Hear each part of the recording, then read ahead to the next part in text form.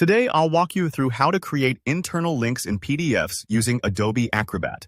By the end of this tutorial, you'll be able to add clickable links that jump to specific pages within your document, making your PDFs more interactive, professional, and easier for readers to navigate. Let's jump right in. First, open your PDF in Adobe Acrobat and head over to the Tools section. You'll want to select Edit PDF.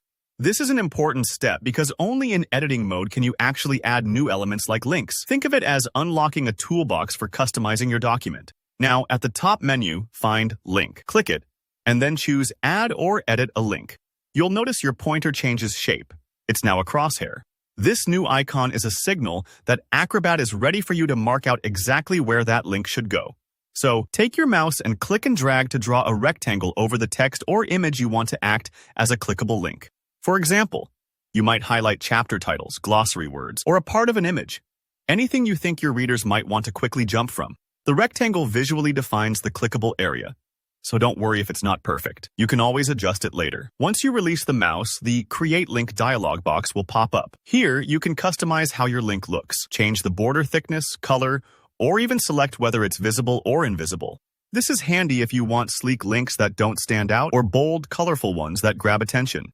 Take a moment to choose what fits your document style best. Under Link Action, select Go to a Page View. This tells Acrobat that the link should move the user within the same PDF instead of opening a website or file. Internal links are perfect for jumping to a reference page, appendix, or specific section. Once you've chosen it, click Next. And don't be surprised if Acrobat takes a second to switch modes. Now, you'll navigate to the exact page you want the link to direct to. You can scroll or type in a page number if you know exactly where you need to go. Let's say you want your link to point readers straight to page 30 where an important chart is located. Just scroll to that page or enter 30. Once you're on your target page, hit Set Link. This locks in your selection and finalizes the connection between the clickable area and the destination page. At this point, click in an empty area outside your link to deselect it. This helps you avoid accidentally moving or editing your new link. Just a quick click on a blank part of the document will do the trick. Finally, don't forget to save your PDF. Saving is crucial, not just so you don't lose your hard work, but because it finalizes those internal links. And it's a good habit to get into after making any significant changes. Once your file is saved, test the link yourself by clicking on it to make sure it jumps to the right page. If it doesn't, don't worry.